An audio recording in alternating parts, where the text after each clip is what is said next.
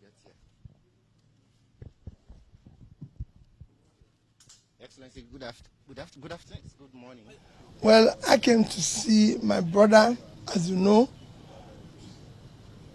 For him and for me, Nigeria is greater than all of us. And we must work hard, irrespective of our political differences, to ensure that we build a better Nigeria for our children.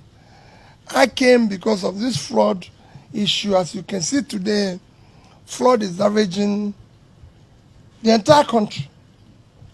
And people are dying. People are being displaced.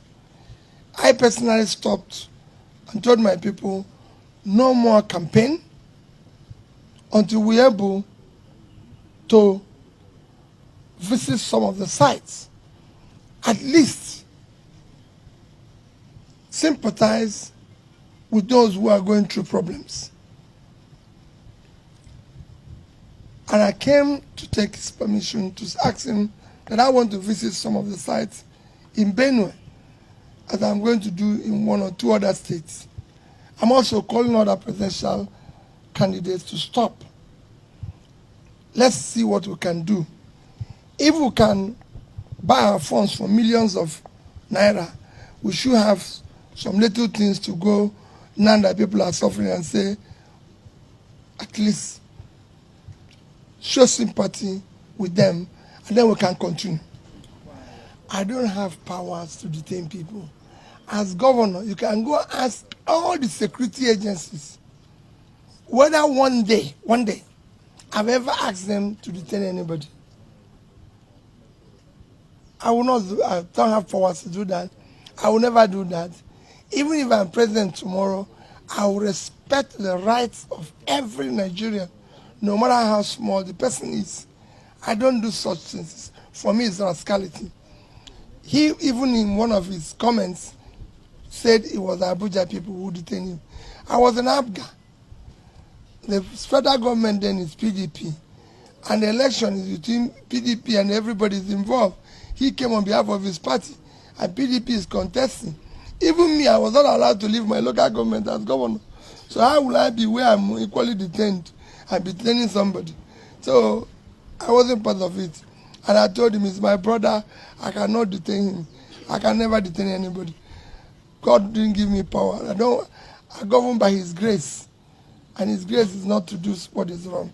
Okay, now Nigerians are beginning to say the presidential candidates we have, all of them have baggages, and even Obitu has his own, that he was this, he was that, he was that. Are these things, one of the things they said was that you were high-handed, that the doctors were on strike for 6 months and all of that. Can you shed light on the person and the kind of government you want to run if you are president? You ask the doctors why they're on strike. Ask the teachers why they're on strike. After that, after the teachers strike, we move from number 26 to number 1. After the doctor strike, we won Bill Gates Prize for medicine, for health. Why? When you bring change, you have for enemy all those who live off the old order.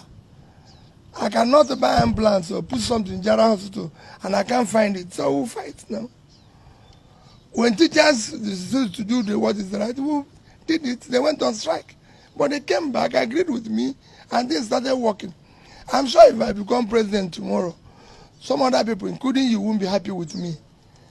But it's not about happiness, it's about fixing the country. So people can have job, people can have means of livelihood and everything. It's not about pleasing people. Anybody, I'm not selling ice cream. My job is not making people happy. My job is to do the right thing for the country, for everybody. So any assurance for those in these categories of these fears?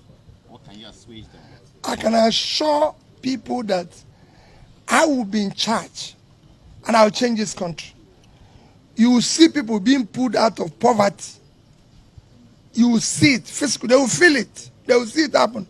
People saw it in Anambra State.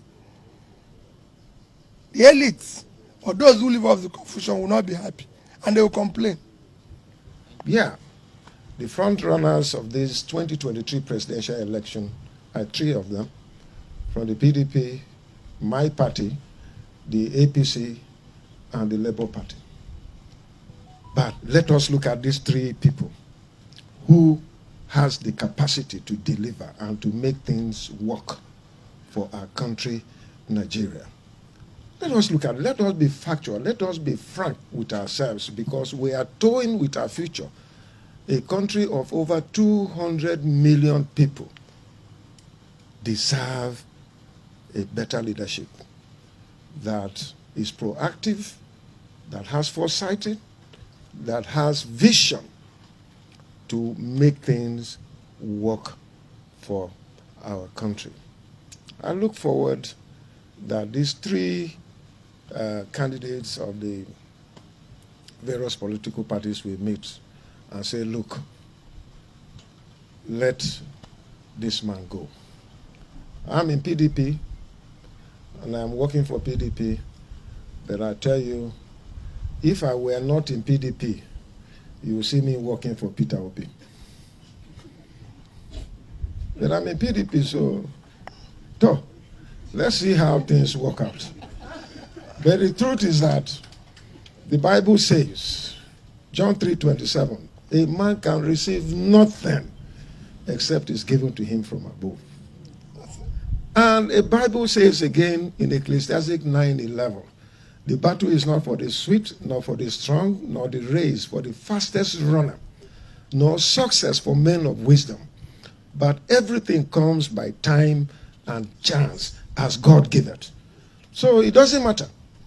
He may not have the wherewithal, but if God decides, who can stop? And if God decides that somebody else, it doesn't matter with all his credentials and capacity that I've said there. If God says it is not him, then it can't happen. But honestly, Nigerians should look for nothing less than having the best. No sentiments of partisanship, no sentiments of where you come from, but sentiments about who can fix Nigeria. Thank you. Next. Who is going next? Come now. Go this way, go this way. Come. Are you with the governor? You and him are the same number. You and him in particular. You have his number.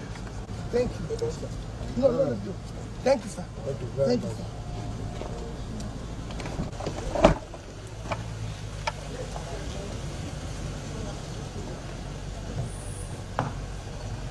And you guys are related. You go clap well now.